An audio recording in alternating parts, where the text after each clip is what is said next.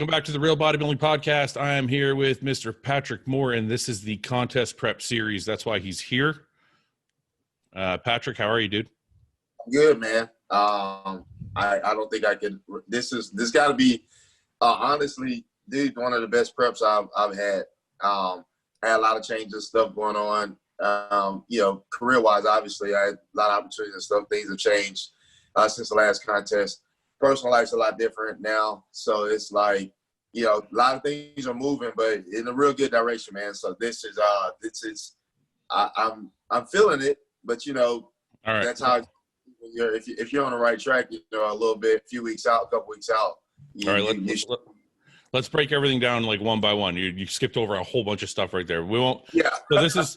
I was giving you like the summary, like just all at one time. Like, hey, yeah. here's it go. Yeah. This is I'm kind of trying to do a contest prep series, and so what I'm doing is I wanted to have the guys on from New York that are doing the New York, and kind of break down how you guys are feeling coming into the show. But I did one with Jon Delarosa yesterday, and it turned into like a regular podcast. So we're going to try and keep it on track, but if it falls off track, then who cares? We'll just talk and see what happens. But I do have a lot of questions because you haven't been on in a while, and a lot of things have changed for you.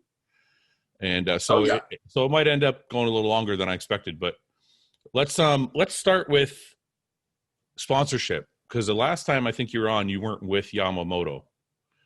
Yeah, and I worked it. Yeah, and that's a new thing. So it's interesting because Yamamoto is a massive company. So explain to people how that happens to a pro. Like, what happens? Did they contact you? Did you contact them? Like, did you get a boatload of money? Did you like tell everybody like when you're a good pro, tell everybody how it works. So, man, let me tell you, it's funny. It was just normal. It happened. I kind of out of the blue a little bit. So, everyone knows I was with Labrada, which was great. It was a great sponsorship, man. Yeah. He's still a great mentor for me. You know what I mean? The company was great. Nothing bad to say about them at all. There was such a quick switch that a lot of people were like, what happened? What happened? No more Labrada. And that was the question that everyone had, out of the gate. Yeah. But it wasn't a bad deal with Labrada. What happened was when I started with Lee, I wasn't even a pro yet. Mm-hmm. Right? So he picked me up when I was an amateur. Yeah. Which is a great deal, man, because you're not going to get a lot of sponsorships as an amateur, so whatever you do get, you kind of got to be thankful for it. Yeah. But Lee, he's been there. He knows how it is in bodybuilding. So he kind of helped me out on that end. I think even that was more so probably as a friend than a business move. Yeah. Because they become so mainstream. With the ready-to-go drinks and stuff like that, Lee has went into a completely different market, which is fine. I mean, that's what everyone starts a business for, dude. You switch over to different. You want to be profitable, so you kind of go with whatever is happening at the time. Yeah. So they didn't have pre-workouts anymore. The aminos got scratched. So a lot of big changes for Labrada Nutrition, which was cool. And he told me, eventually someone's going to come along and they'll make me an offer or they'll approach me and he's not going to really have a choice but to release me, So I was officially still under contract for like 4 more months. Mm-hmm. Mm-hmm. Well, a Yamamoto approached me before the Arnold. So they had been reaching out. I get tons of DMs, man. Like we talked about that. I get a lot. Yeah. Every morning I wake up, there's just a ton of them. So I try to sift through to see what's what. Yeah. Well, one of their, I guess, athlete reps for Yamamoto reached out, and I didn't really catch it because it fell through with everything else because it wasn't tagged as, an important deal. Yeah. So I ignored the message, and I guess there had been a couple of them that came out. I ignored. I didn't respond. This was sorry to interrupt you. This was after the Olympia, right? Yeah, this was after Olympia. So this was around December, January, I think they started to reach out. Okay. And it may have even been before that. Yeah. So around January or February, I was leaving the gym one day and I had a call from a Florida number. Mm-hmm. And I was like, I always answer calls because you never know who it is, especially it could be business, whatever. Yeah. And I missed the call and it was Tim Gardner. Okay. So I guess he got my number from the IFBB front office. and he said, "Hey, Patrick, how you doing? There's a company that's trying to get in contact with you, possibly for a sponsorship opportunity. Give me a call back. The general voicemail." And so when I heard that, I'm like, okay, that's weird because Tim didn't have my number. So I'm guessing that it must have been important. Yeah. So contacting him back, he told me it was Yamamoto. He said, give him a call. I did. And of course, I felt like an idiot because, the contract's a great contract. It was, in all likelihood, quadruple or more times what I had currently at LeBron. Yeah. And it was such a great deal. When I told Lee about it, because I was still on the contract, he said, I wouldn't even tell my son to pass that deal up. So, and it was crazy, man. He told me the company was great. The products were amazing, which they are. Dude, they have really, really good products. Yeah. And the line is so extensive. Sometimes I can't even, promote like all of the lines. Try everything. Because it's too much stuff. Yeah, dude, it's a lot of stuff. Yeah. And but they're all really, really good. So after that, contacted him back. We went back and forth a little bit about changes in the contract, and finally, we came to an agreement on what was what. And so, dude, it has made like my life like so much easier. So let me ask you this. I'm not gonna ask you a number figure because that would be rude. But are you able to live comfortably as a bodybuilder now? Yeah, dude. For what they're paying me now, let's educationally speaking, I probably would have to have a 10-year degree in a certain field. I like hearing that, man. That's great. Good for you, dude. So it's good. Yeah. It was a big, big surprise, dude. And I was like, wow, it was amazing because, we talked and I was so used to the 14-hour almost grind, from training split shifts, 4 hours, workout, cooking, cardio, grocery runs, just a lot of stuff. And they actually wanted me to sign on before the Arnold. Yeah. But, dude, business is business, and that's great. But I had to pay certain respects to Labrada. Yeah. He had been with me like from the jump. It was literally a couple weeks before the Arnold. And Lee was like, well, and he told me, he said, no, I'm going to let you out the contract because I don't want you to miss this opportunity. Yeah. But his one request was that I complete the Arnold under Labrada Nutrition, which was only fair, dude. They had done content for me. Labrada was amazing. Yeah, man. So for me, I told them, even though Yamamoto didn't really like it, I said, guys, I gotta hold off. I want to sign with you now, but you know what? I won't really be able to sleep at night if I come on in that manner. Good business practice. I have to give him a heads up and let him know what's going on. The truth is, bodybuilding is a small community.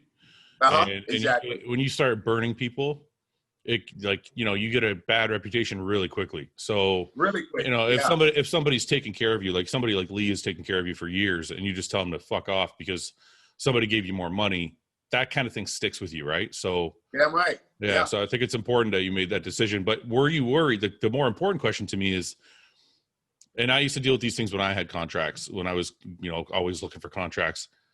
Were you worried in any way that you would do the Arnolds, maybe not do as well as you wanted to, and Yamamoto might back out?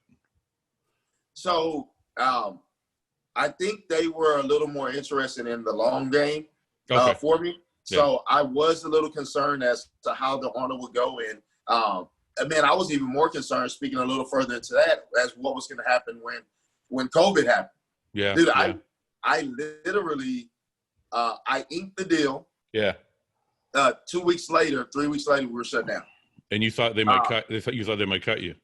Yeah, because I'm like, wow, how can I? Like, Jesus Christ, But the good thing is, like you said, you don't want to burn anybody. I think had something funny happen, Lee probably would have carried me over. I'm sure he would have, and made sure I was okay until. But Yamamoto, dude, they stepped in and they were like, no, we're gonna get you, and they gave me my salary every month. I mean, dude, it was crazy. So, performance based and stuff like that. I was really hoping to do well, but it kind of worked out, man. Since the Arnold didn't go as planned for me, it sucks that I was under Labrada, but it's also good that I wasn't with Yamamoto yet. Yeah, you get a fresh start. You get a fresh start. Yeah. So with New York, This like that's what this is. So let's go back a bit since we were talking about it. So you leave the Olympia, you're like the talk of the fucking bodybuilding world. Everybody's like, Patrick's the new great thing. Patrick should have won the Olympia. Patrick should. I heard all of it, right? So yeah. So, and I'm sure you did too. So we had a conversation on the podcast a while back, me and some other guys, about expectations and about pressures. And, you know, Ian was talking about pressures in bodybuilding and expectations that come with your popularity. Yeah. And I wonder, with all those things being said to you after the Olympia and then going to the Arnold, did the pressure get to you at all? Or was the Arnold just not what you wanted it to be for some other reason? I don't think there was any pressure that could have been greater than what I put on myself. I was hearing the talk from everyone, like, oh, you know, he's going to do this, he's going to do that. When I was hearing all that, the only thought in my head was beat the Olympia. Everyone can make speculation, but dude, you know how this thing goes. Yeah. A show, you can be off, you can be on. Yeah. You know, and of course the general public don't really understand with even the slightest 4 or 5 hour difference on you know, one small mistake can make. And so I did mentally feel the pressure. I'm like, I have to perform. I have to place higher. I have to, you know, all those things are going through my brain. Then I had to also keep in touch with reality. Like, man, give yourself a break. You know, this is 2020. This makes 6 years for me. You're still new. Know, competing, So, but you know, the public isn't forgiving. So I think everyone else bought into the hype more than I did. Because that happens. Yeah, and I didn't really have expectations there was a lot of talk. Oh, he could win the Arnold, he could do that, dude. For me, it was just beat your last package. It was never, you know, I never had the mentality like, oh, I'm going to place such and such. Because, man, you never know. What if I showed up the same as the Olympia, great condition and everything, and still got 10? You just never know how it could go. So, but that's what I meant by expectations, right? Like, you obviously we all put the most pressure on ourselves. Nobody can put more pressure on us to do well, right? But when you hear, you know, a whole entire group of fans, a whole entire generation of fans being like, that's the guy, that's the one. He's going to bring us back to symmetrical aesthetic, right? And then you think to yourself, fuck, they're saying I'm going to win the Arnold. They're saying I'm going to do this. That had to play a part in some way, no? Like, like it does, do, because you have a make or break mentality. If that's not your view going into the show, it quickly becomes that, because I'll get notifications of the YouTube, the people that are talking, the people that know bodybuilding, the bloggers, all that stuff, and that I'll wake up to it sometimes, and I'm like, geez, man, like, you know, like, it better go to work. Damn. Yeah. And you're like, listen, you're like, I'm new. I just want to do well. Everybody calm the fuck down a little bit. It was crazy. I would get more knocks from it. Oh, the Patrick Moore hype train is over. He's this, he's that. I'm like, okay, guys, y'all do realize, like, I still this is the Arnold made my 7th competition, I think. That me and Chris just made 2 years together. And we were talking about it after the Arnold, because so many people, I got approached by so many people, bro, after the show. They'll remain nameless. Wait, for what? Approach for what? Like coaches? For coaching? Oh, dude. Oh, my God. I can imagine. You don't be with Chris. Yeah, dude. You don't be with Chris. He should do this. He shouldn't do that. You should do this. You could be so much better.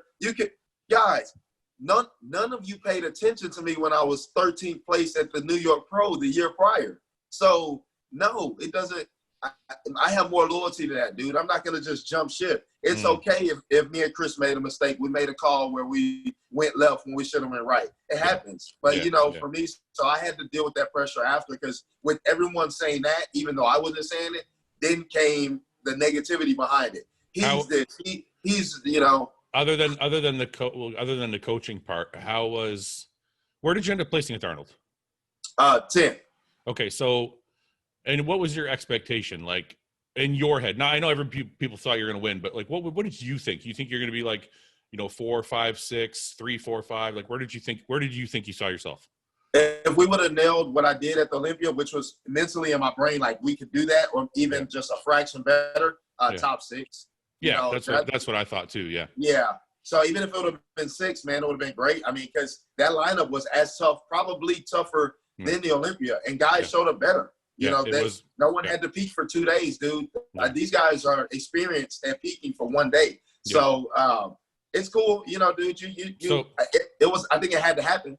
Yeah. So let me ask you. So after the show, you take 10th, and I know. See, the reason I'm asking is I know a lot of it's new to you because it's such a short time frame. Like before the Olympia, you won Cali, but nobody really knew.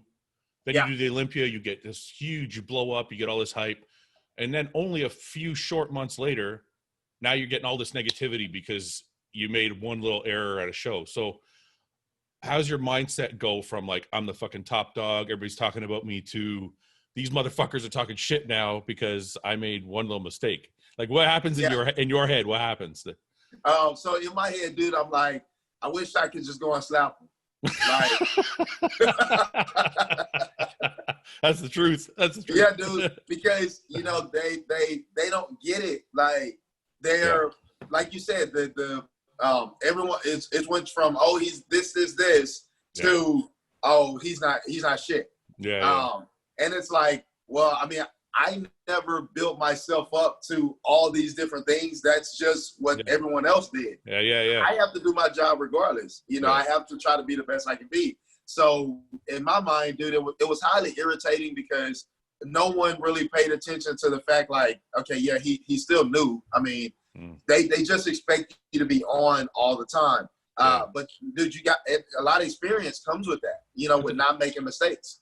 You know, the interesting thing, though, is what you just said is actually really, really interesting. You're not the one that put yourself on a pedestal. They did. Yeah. So you went in and just did your job and did what you're supposed to do. They put you way the fuck up here, and you didn't say shit. And then they took you down and put you way down here, and you had nothing to do with it. And and somehow it's your fault. And I'm like, always.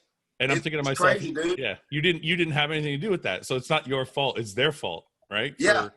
So and what kills me the most, man, a guy, he called me, I'll leave him nameless, but he's a pretty known guy in the industry. He called me, I was doing cardio the other night. And he said, hey, you know, man, you know, you post this, and you post different stuff on the internet, on Instagram when I post, and I do captions.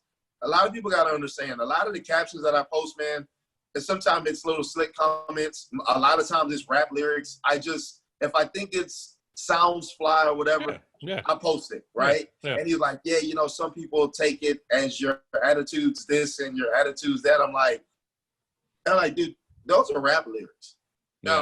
It's but you know, you have to be this and you have to be that. And I'm like, I missed the part where bodybuilding is not about confidence anymore. And, you know, he even went as far to say, you know, some of the athletes don't really like that, you know, you talk like that or you're this and that. And I'm like, I can't, I know you don't want to tell me who it is, but is it somebody who knows what the fuck they're talking about?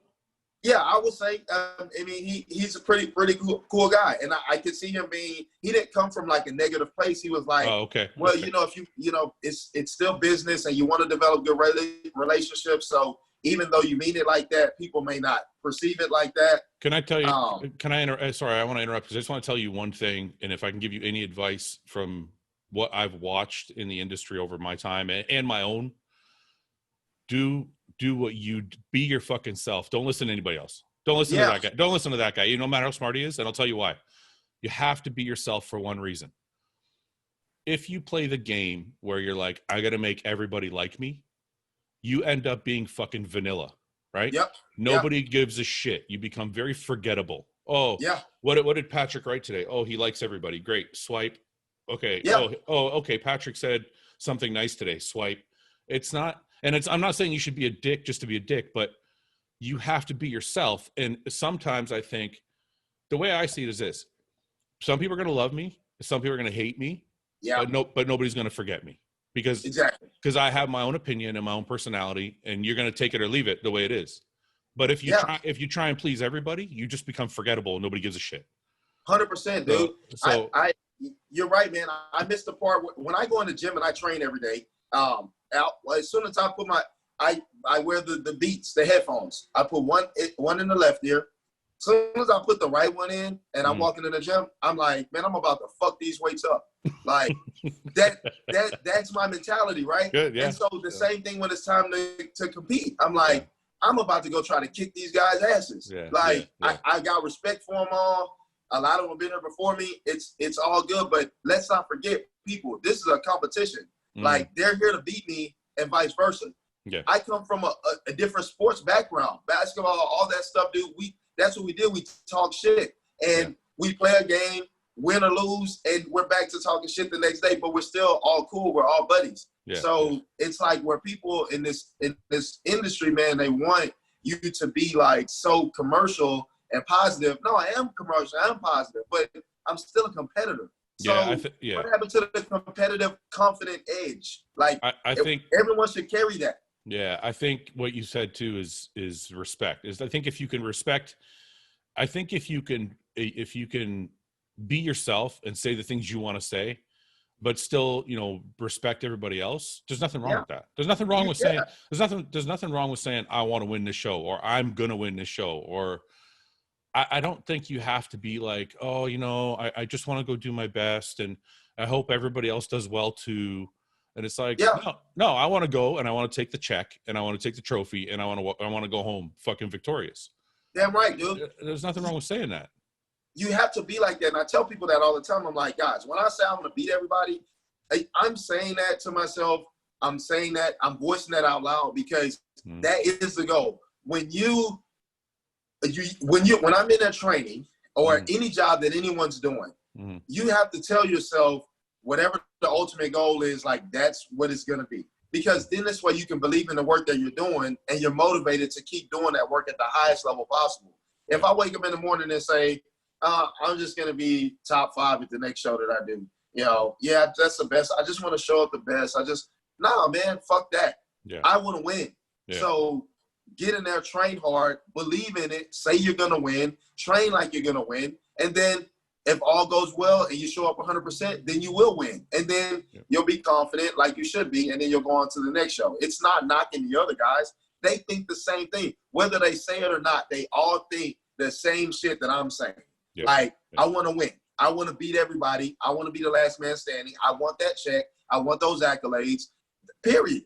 I want the victory. I think that's the difference. I think what you said is true. Again, it's everybody else is thinking it. Nobody wants to say it. But I think that's the part of bodybuilding that whoever it was that said that to you, that's what they're trying to get across to you. They're basically saying in bodybuilding, we don't talk like that. We're very, but I guess what I'm saying to you is I feel like if you want to build a real fan base and you want people to actually support you, you have to be your fucking self. Yeah. And if Patrick Moore is the guy that says, I want to beat everybody, then that's who you are. And that's all there is to it. And if people don't like it, they don't have to follow you. But the people that do follow you are actually going to believe in you because you're being yourself. You know what I'm saying? So it's like, it doesn't help you to hide who you are to make everybody else happy. It doesn't do anything. You can't, like you said, dude, if I'm trying to inspire people where I am by what I'm doing, well, saying I'm going to win, and whatever happened, the results. So if I'm saying I'm going to beat everybody, I want to be the best. Whether I win or lose, it's still a win-win. Because guess what? If I lose, I'm still going to keep going. If I win, I'm still going to keep going. So the people that are watching or witnessing all this, well, he lost. He still didn't give up. And then he came back and he won. Okay, well, he won and he came back the next time. He was even better. That's the thing. Whatever the people that watch me, whatever they're doing, they don't have to be a bodybuilder. Yeah. It's not gonna always be straight shot to success. So if you see me fail and then I succeed and then I succeed again and then maybe I fail and then I succeed again, well, maybe you can take something from that and say, well, damn, at least he didn't say, you know what, I'm just gonna try. No, I carried the same attitude the entire time, which I think everyone should carry that attitude in life. You're gonna be the best at what you're doing. If you can't tell yourself that and voice that, stop doing it because you don't believe in yourself. It's funny though, you said that I just thought of this too. If you act the other way, people also don't like it because I know like me and Sergio had this conversation and Sergio was trying to say, like, I remember when the Arnolds came around, Sergio was like, oh, I think I'm probably going to be 4th or something. Yeah. And people were giving him a hard time. because they're like, oh, you should say you're going to win. Yeah. And even me right now, like I'm going to compete again. And I'm like, I don't know how my body looks. I'm 41. I've had some injuries. Like I'm going to see how things go. People are like, you don't sound very confident. You should say you're going to win. And I'm like, well, Patrick's saying he's going to win and you guys are giving him shit. So I'm like, what's the right way to be? Is it better to be like the humble guy who says, oh, I don't know? Or is it better to be the confident guy? Because either person's getting shit on, right? So I'm like, exactly. The answer is just to be yourself. And that's brother. I'll take the shit all day shit for the confidence. Like it's still gonna be there. It's who I am. I had confidence before I started this sport. Yeah. Why would I come in and let a setback here or there discourage me from being confident? Mm-hmm. Confidence is something that's in a person. I've always been competitive. That no one can ever take that out of me. That's just how I am. If you beat me and you beat me again and you beat me again, I'm going to keep coming. I'm going to figure out how you beat me, and eventually I'm going to make adjustments, and then I'll beat you. Yeah. I'm not going to complain when you win. Okay, cool. All right, I got you. If you beat me again, okay, cool, no problem. But guess what? You better keep going because I'm not going to stop. That's the thing is, it sounds like a boxing mentality. That's from your boxing. Dude. That's from your boxing days. Yeah, every time if I take a loss, all right, cool, I got you. I'll be back, and you better have an improved game plan from when you beat me last time, because I'm going to have an improved game plan from when you beat me last time, and then we'll see how it pans out. But, dude, that's just how I am. So when I speak those things and I say those things, I really believe in that. When I am victorious, then I'm like, in the not a smirkish type way, but I'm like, I told you. Like, I trained to beat you. I was victorious, and this is how that works. But if you lose, then you got to take the shit too, though. You know that, right? Exactly. So and I'm cool with that. I'm like, all right, whatever. Yeah.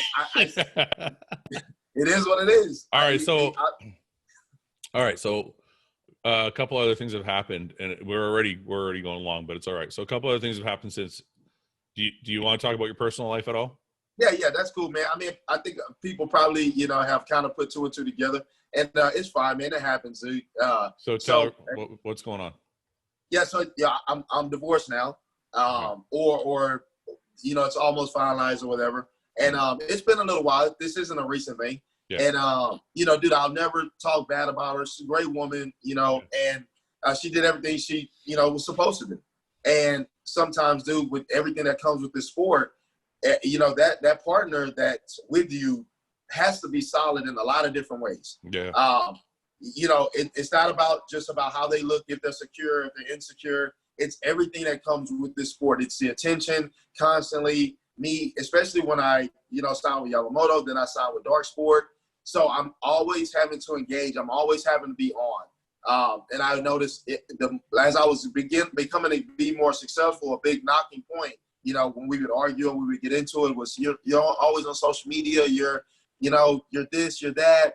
And I'm like, well, yeah, I sell T-shirts on there. I am trying to inspire the fans on there. I'm promoting my training on there. I have to do obligations for my sponsors on there. So with a partner that's not solid and doesn't really understand fitness and how you have to be engulfed in it when it's that time, that can be really taxing. And continuously when that happens over and over, because like I told you, I was kind of in that prep mode since 2018. It was like, it was just go, because I'm trying to play catch up. I mean, I have to get this done quicker than a person who started a long time ago, So ultimately, man, it was like, she's having to sacrifice for this, and she really wasn't. But for someone who doesn't understand fitness, if we're together and you can't go out and maybe go to happy hour, or you can't travel these different places, or you can't do all these different things because I'm in prep, well, you'll rationalize that and say, oh, well, I'm sacrificing for – no, I'm sacrificing. You can still do everything that you want to do. Yeah. But just know that in this particular time, I can't do that. Well, no, she is sacrificing because you're her man. But at the same time, if she can't make that sacrifice, that's not your fault. Like you have a job, to do. Like I'm married, right? My wife knows. Yeah. Dude, we just tried to go to dinner last night. It was a fucking nightmare. We tried to go to dinner last night. I'm in prep. I'm kind of in a bad mood. I'm like, I don't really feel like being out. I kind of want to like. It was just anyway. It was a long story, but I'm like. You do have to make, if you're with a bodybuilder and you're fucking, you know, especially a pro bodybuilder, it's his life, it's his business. Yeah. There's a lot of sacrifices that come with that shit. And if you're not willing to make them, then, you know what Yeah, I mean? dude. And let me tell you, for me, man, being, you know, blessed and genetically gifted, the sacrifices that have to be made for me are a lot less than and that the other guy that's competing, because I'm always in shape. I'm this prep. We didn't even get 15 pounds outside of contest weight, and we were eating. That's just how I am. So, you know, there's a lot of leeway to do whatever I wanted outside of really like 8-9 weeks. You know what I mean? Before I really like crunch things down and say absolutely nothing. And I think that's what it was. And dude, the tension in the household was a daily thing. It's just, you know, I pick up on a lot of energy. So that's the people around me, especially in my own home. And dude, it was just a lot. And so, like I said, dude, she's an amazing woman. You know, I'll never speak bad on her, because she did what she could to the best of her ability, especially dealing with all of this so quick, all this that's going on. Because, you know, like I told you, I'm just getting started with this. And it's only going to get more and more as I become better and better.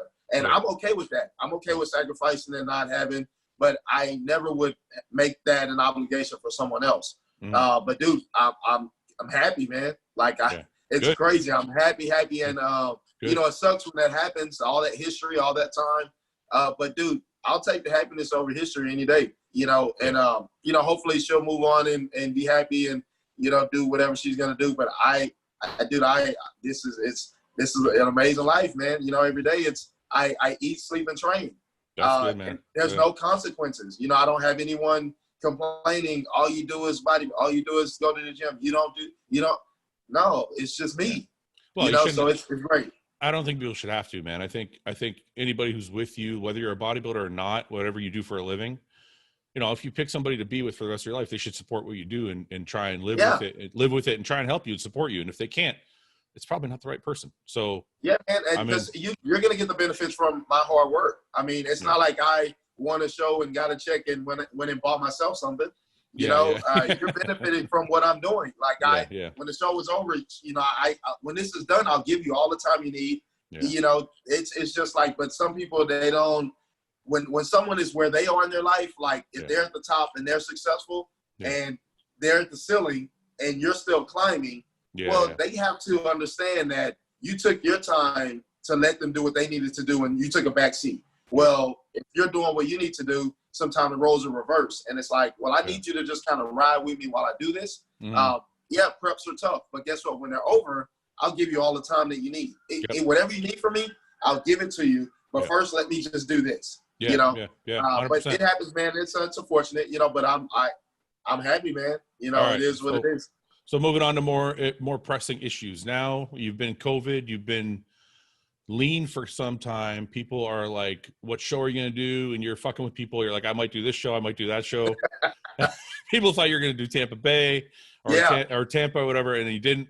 So then finally you announced you're going to do New York. Now, why did you pick New York? And just tell me how it all happened. Like, what happened? How did it come about? So we were shooting for the Puerto Rico Pro. So it was at the end of August. I felt like that gave me enough time. Then when we decided to get ready, because like you said, COVID, all the crazy stuff was going on.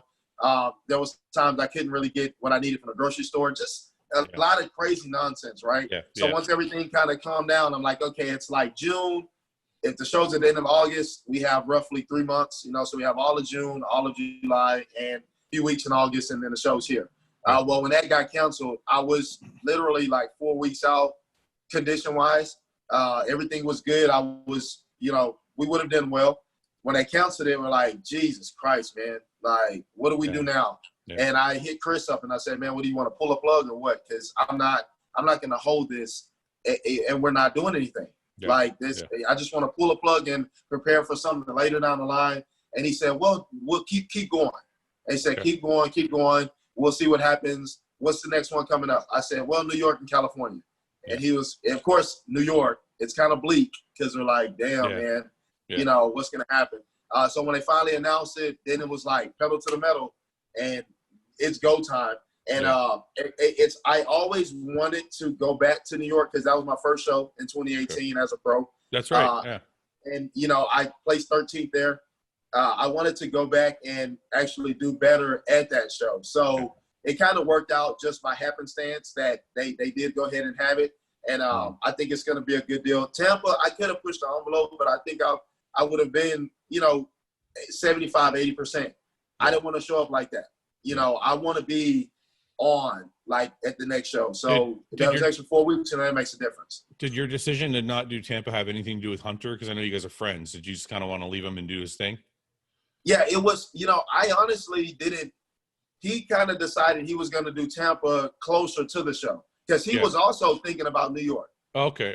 He was going to do New York at first when it was, back. Yeah. So for him, Hunter was like, he was really kind of chomping at the bit. Like he was ready to go. He was on. So he needed to really it was good for him, man. He needed to take whatever show was available ASAP because, dude, you got to, when you're in that mode, that's a long time to hold that. I know, so man. I don't know mentally, I know he needed a break.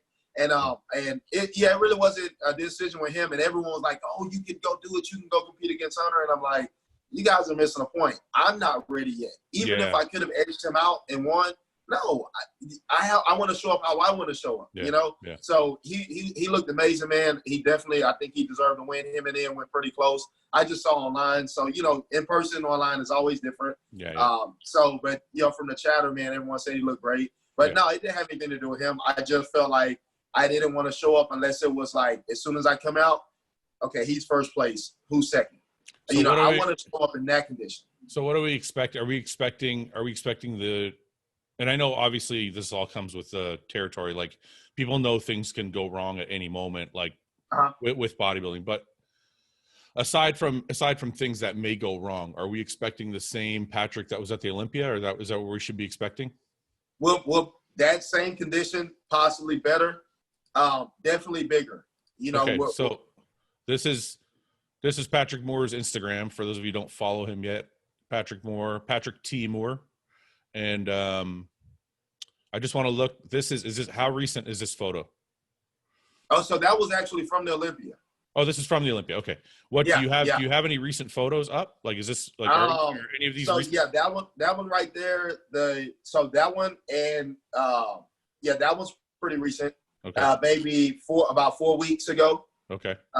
And then there's the one that I was training with. I was pulling back the back exercise. That one is also around the same time. Oh no, go a little further now. One sec.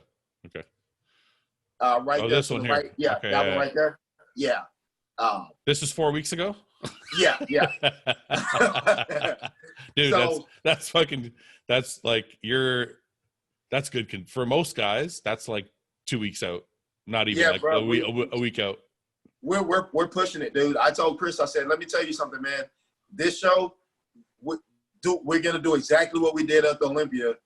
We're going to really push the envelope. Like, I don't need a ton of food. At the Olympia, I wasn't eating shit. Like, dude, this shit's going to be nasty when you're dry. Yeah, brother. Oh, man. This is all going to be fucking striated as fuck. I could see it already. It's going to be good, dude. I'm telling you, man. I told him, man, we go for broke on conditioning, man. There's no room to half-ass anything. We go 100%. And we get the result that we want, When are these photos from? So those are roughly maybe 4.5, 5 weeks. Okay. So conditioning looks like it's on point. I posted, actually, I don't know if it's still on my story. I kind of posted something yesterday. I was told, Chris, look at my calves. Like I was just fucking with him. Why you built your calves are bigger? How did you build your calves? Oh, this is your baby. Yeah, right. And, did you wrap that? I didn't think it was wrapped before. Oh yeah. So the last time I talked to you, it was wrapped. That's nice, man. I like that satin black. They did a good job on it, dude. Okay, this is where you're showing Chris your calves. Yeah, I said, my calves are coming in, and he was like, he just said, yeah, they're popping, and that was it. That's fucking funny. So it's it's good, man. The condition, dude, we're in a real good spot. What's your weight at right now? I believe last time I weighed, I was around 247, 248. What did you weigh in? What did you weigh in at the Olympia? I was 233, 234. I believe, on stage. So you're 14 or 15 pounds heavier now. Yeah. But you still got to dry up. So you think you think you'll be closer to 240? Yeah, I think if we get around 239, 240, that'll be a good look for me. Dude, if you're 5 pounds heavier than the Olympia, but I know this is a funny thing to people listening who aren't in the know. 5 pounds doesn't seem like a lot, but if you put 5 pounds of muscle tissue and you're in the 100%. same or better conditioning than Olympia, it's going to look fucking crazy. Yeah, dude, the training switched up a lot since Olympia. I went back to a lot of old school training, old school squats, bench press, a lot of things that build some density. It's crazy because I'm not the same 244, 245 I was, prepping for the Olympia. It's been a year. It's been a lot of training that has went into my body, man. And these photos that I'm putting out, Chris is always like, the photos never do you justice. I'm like, no, it's cool, man. I just put them out, motivational purposes. But we all know it's how you show up on show day. So like you said, dude, I could be, if I'm 236, 237, and I'm bigger and more dense, I'm good with that, because I tell people all the time, even, Flex Lewis, when he was competing at 212, he would show up every year and he'd be better at 211. Yeah. What is this? How long is this from this year? Or so that's recent times? That's about 5 weeks, 6 weeks, something like that. You look thicker in all the right places. To me. Like shoulders look thicker, legs look thicker. Like everything in that. So that light washes me out right there. But it's the best we can get at the time. But yeah, dude, I'm a lot more dense, and that's what Chris said. He's like, you're a lot thicker than you were before, when you competed. Yeah. So we're just getting some muscle maturity, man, trying to work with it, get a little more balance. And, legs look bigger to me, man. And the funny thing is everything looks better, but your waist is still fucking tiny. Yeah, man. It's crazy. I did the work in, and that's all I cared about was improving, the small parts. And so I posted on that photo right there, I'm like, everything else grew, and then my waist stayed the same. Yeah. So, but it takes time to do that. It takes a good little while, but man, it's a crazy transformation when I look back at when I first started. I mean, look at me on the left right there. What am I doing? What is that face? what am I doing? Jesus Christ. This, you know what this face is? I'll tell you this way. This is a guy who's unsure of himself, but he's like, he's like, I know I'm in shape. I think I'm doing the pose right. What do you guys think? What am I doing with my hands, dude? That's so awesome. You just made me think of a new segment for the show. I should have like guys like old photos so we can fucking take a look at them and see how far they've come along. Yeah, dude. It's like, what am I doing? What am I doing? Why? It's just crazy. It's funny. So you can't, like, people would say like, oh, he looks the same. No, so let me tell you, on that photo, people were saying that, right? Yeah. Notice my foot placement on there. Yeah. Look how much closer my feet are, yet my legs are still bigger. But I don't have to see that. Like if people said, I didn't even know people said that about this photo, by the way. I was just saying, in general, people may not realize what 5 pounds is. Yeah. But when I look at this photo, you can clearly see your lats are a little thicker, your arms are a little thicker, your legs, especially in the adductor, are a little thicker. Yeah. Everything, your lateralis is sweeping out a little further. Like your VMO is a little, like everything is there. Yeah. And your waist still looks the same size. Yeah, dude. It's crazy, man. I'm being real conscious on, and I remember you told me when we talked last time, you're like, well, just put the tissue on in the right places. And that's been the whole focus. It's like, keep the strengths as the strengths and build up the weaknesses, So that's been the whole focus, man, as I was like, well, I know if I can get my legs bigger, it will make everything else look bigger. Everything else will grow. Yeah. But, that's the one thing. I don't have that balance. And well, the thing is, people don't realize that bodybuilding is all fucking illusion. Like, because I used to have, like, when I started, my legs were, I wouldn't say they were small, but they were pretty good size, but my shoulder structure was so wide. Yeah. That the judges would come to me and say, your legs are too small. And I'm like, fuck, I got legs. But then when you look at the illusion on stage, of wide shoulders and then these fucking legs that come straight down. Yeah. So I had to make my legs like twice as big as everybody else's because my shoulder structure was wider. So Yeah. it's all like that illusion, right? So 100%, brother. A lot of people don't realize it. And guys will say, oh, well, Patrick doesn't look like this person or that person. And I'm like, they'll say, oh, well, this person has bigger legs. And it's no knock against whoever they're comparing me to. But I'm like, yeah, but their waist is also like 8 inches bigger than mine. So their legs have to be bigger. Yeah. They have to be bigger because their bone structure, their hip structure is naturally wider. Well, so, for them to create the illusion of the X frame, exactly, they have to have massive legs. Like I do. Like my waist is a little thicker in the obliques. So your legs are huge. So I have to have bigger legs just to have the same illusion that you have, if I could ever even achieve that, right? And that's why I tell people, man, it's when you're on stage, it's the illusion, it's the proportions. If my waist is smaller, my legs will look bigger. Yeah, right. If my waist is thicker and my legs aren't bigger, it's gonna make me look blocky or whatever. That's right. You know, so like you said, dude, we know, but the people that are viewing don't necessarily get it. When we post a picture and say, yeah, this much has improved, and they'll say, oh, well, it looks the same. Yeah, maybe to you, but you don't understand it. But that's fine. Yeah. I still am better. You know? But I think that's our job sometimes too, is when sometimes it can be frustrating trying to explain all the time. But I think I think sometimes I have to take a step back and realize that it's our job to kind of explain in a way of like what's going on. Cause I think a lot of people that are on Instagram that follow us they're not necessarily hardcore fans. So they don't necessarily understand all the little intricacies that we're talking about. Yeah. So sometimes we have to pull back and explain, this is why, this is what it is, blah, blah, blah, even though it's frustrating at times, right? Yeah, it's like you have to educate them. And what's crazy is when I do that, I'll get some idiots that are like, he can't even, he has to come and he can't just take criticism. Yeah. It's not criticism because you simply don't know what you're talking about. It's not me. I'm not jumping on you. I'm trying to educate you so when you make comments, you know what you're talking about. But in this instant, you just don't know what you're talking about. That's fine. And then people, well, he shouldn't say anything. Okay. I didn't know I couldn't speak. It is a valuable tool, though. I learned that from not anybody specific, but just watching other. Like I watch Brandon Curry sometimes because Brandon's such a chill guy all the time. Yeah. He doesn't comment to fucking like nothing phases him, and I don't know how he does it. I feel like you have more of the same personality as I do. You kind of like you want to snap back when somebody says something. You're like, hey, wait a minute, right? Yeah. But I feel like Brandon's got it right because somehow it doesn't phase him. It just washes right by, And I'm like, you got to have that mentality. I'm starting to be better at that because I'm like, okay, whatever. And I don't even. And I used to block people.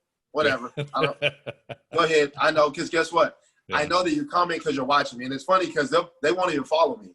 But I'm like, oh, but you took the time to come visit my page, to Patrick Timor, and you took time out of your day to comment. Thank you. Because I didn't think twice about you coming to visit my page. Yeah. But you did that. And I'm glad you're here. I'm glad you're here to witness. But go ahead and leave a comment. I'll let it sit there. And hope you feel glorified in doing so when it's over. Yeah.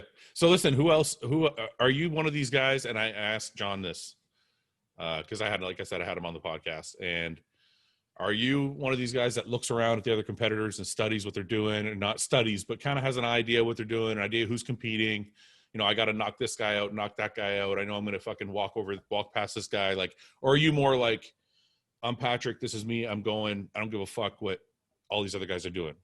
Yeah, it's kind of a mix. I think 80% of me is like, I don't really care what they're doing. I'm going to, but then I follow a lot of them because, dude, I got respect for them. I'm not one of those guys that I'm not following my competitors, my guys I'm competing with. I'm not going to. No, I'll see them on stage. I'll see them before. I'll see them after. These guys, they're all my brothers, man. Yeah. Period. We're all chasing the same thing. Yeah. They're there trying to win a show, get accolades, feed their families, feed themselves, be great at something. We all have the same goal. So when I see them, and they come across, dude, I'll like their photos. I'll comment. I'll say, you look great. But when we get to stage, we're going to battle it out. That's it. So when I see what they're doing, and I'm like, okay, I got you. Who are you watching? Who are you watching? Like who's doing the show? I know Jon's doing the show. I know Max is doing the show. Who else is doing it? I don't know who else is doing in New York. Yeah, dude, that's the thing is, I don't know, because I think travel restrictions and things are kind of still in place or whatever. So I don't know the official list yet. But I'll see him. I think Quentin might be doing the show, maybe. Oh, Quentin. I didn't know if Quentin was doing Cali or not. You know what? I'm gonna find out. Yeah, I don't know if he's doing that, so I'll see him. He's on my timeline. John is Max. Dude, other than that, I think Hassan Mustafa, if I'm pronouncing his name correctly, I think he might be doing it.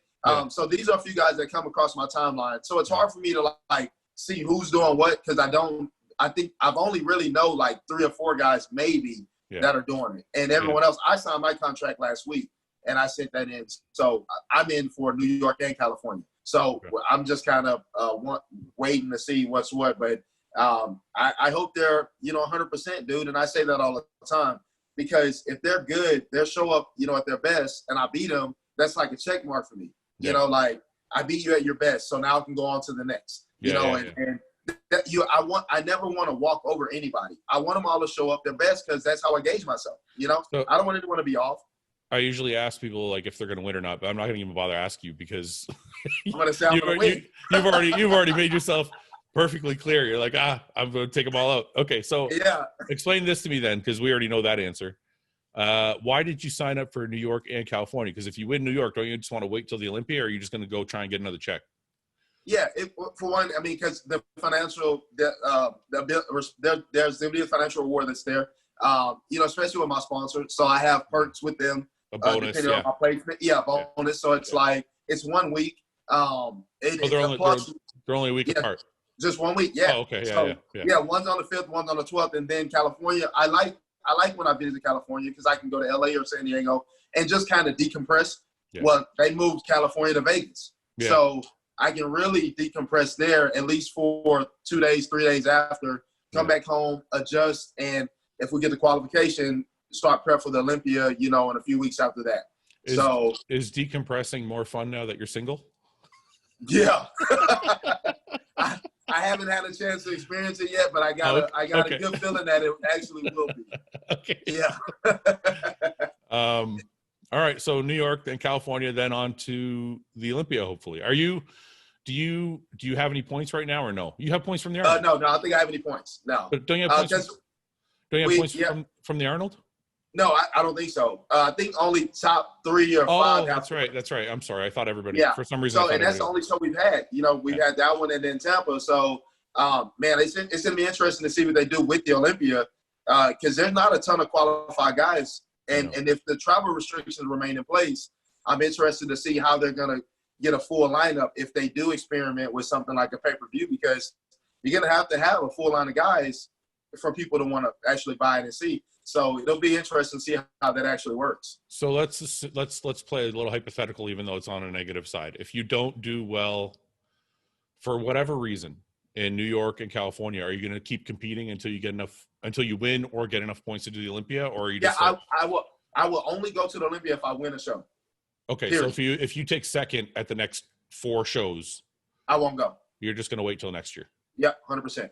Okay. Yeah, because you have to think. I always adopted the mentality, man. Even like for amateur guys, I tell them, don't go to a national show until you win overall. Okay, wait a minute though. This I got to push back a bit because I feel like this is a little different. Yeah, you're in the pro ranks now, so there's no. Okay, how can I put this? I understand your thinking 100% because I played the same game in my head. Yeah, but let me tell you this from my years of competing. I qualified. I did the Olympia once in 2008, and I qualified four times after that. Damn. But I never went because I was like, even though I won like one of the years when I won, I qualified, I won, and I was like, I didn't go for whatever reason, but that's my only regret in bodybuilding is I should have fucking gone, regardless of whether I was tired. Second play, because back then, like I think the first couple times I qualified, you could top 3 would qualify. Yeah. So yeah. I think I just all I'm saying is if you get enough points, go do the fucking show, man. Because you might regret it. Because listen, if you take second, let's say you take, and I know you don't want to think this way, but let's just say you take second at the next 4 shows. Yeah. And you get enough points, and you go do the Olympia. Yeah.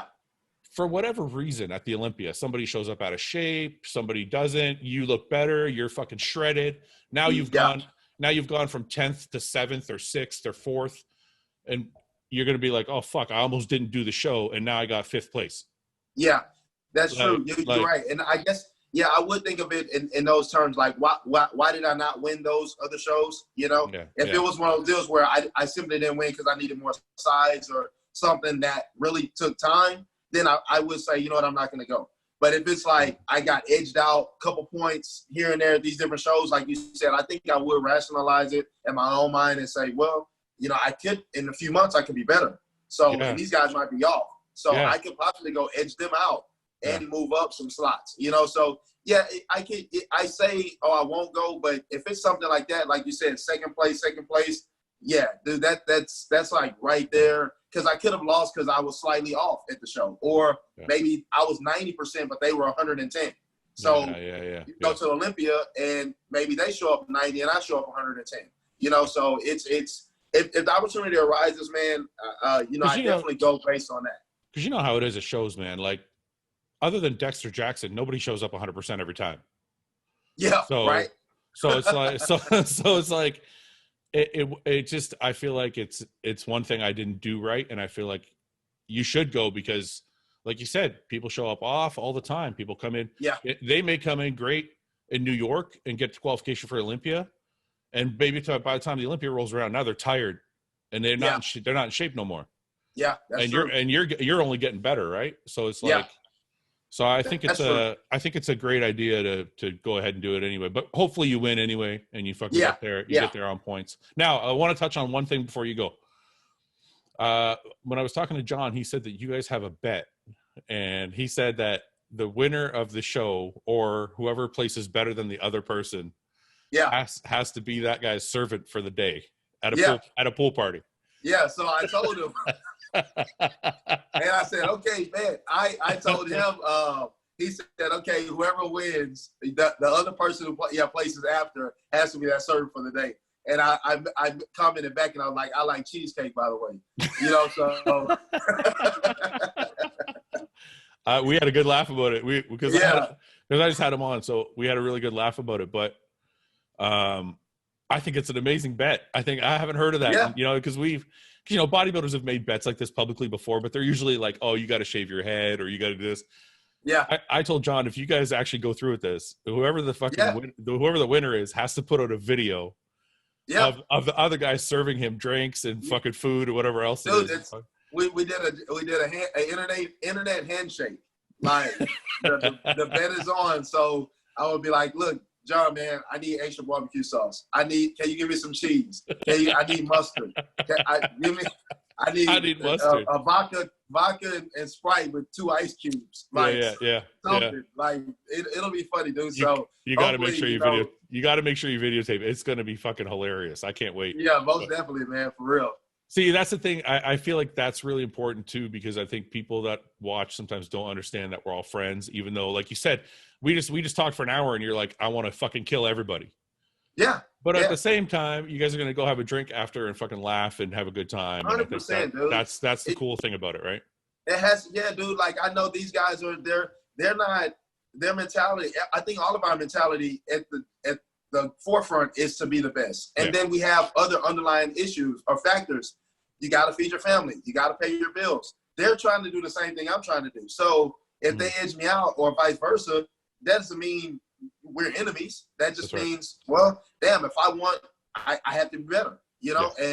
That's how you have to look at it. But a lot of the public, such and such is going to be, like, even after the Tampa, Patrick didn't do Tampa because Hunter was doing it. And, Hunter only won because Patrick wasn't there. You guys don't know what you're talking about. That has nothing to do with that. That's his show. He picked it. He showed up great. He won. He deserved it. And after that, if I would have done the show, whichever way it would have went, Hunter, he lives right down the street. We would have had a damn fucking steak, had a drink, and laughed about it, and then we would have been on to the next. You know, that's just how it goes. So we're all, like you said, man, we're all friends at the end of the day. Yeah. You know, we just have a job to do. Yeah. Yeah. Okay, buddy, listen, so we've been on for quite a while. I appreciate your time. And what I want to do, I asked John this too, if you'll give me 5 or 10 minutes the day before the show, I just want to kind of bring everybody on the Friday night before the show or Friday anytime you have time on the Friday. Yeah. Just to give me like your last thoughts for like 2 minutes before the next day. Brother, you know, I'm a text away, man. All you got to do is pick me up. Okay, You let me know if you need it, bro. I'm there for All you 100%, whatever you need. All right, brother. I appreciate it. Listen, I'm going to let you go do your thing. I know you're busy. I know you got to train. But, yeah, I'm going to eat and go get after these legs, man. This is the best day of the week. Yeah, man. I got legs too. Awesome. All right. All right. Let's touch base in a couple weeks, dude. Have a good rest of your prep. All right, brother. You too, my man. Okay, man. Take it easy. All right. Later, brother. Bye-bye. Bye-bye. Thanks for watching. Please subscribe, share with your friends, and like the video. And if you get a chance, check out the description for all the different links to all the different places you can find Hostile and myself. And lastly, check out hostile.com for our new line of supplements and all of our apparel and gear. Thanks again for watching.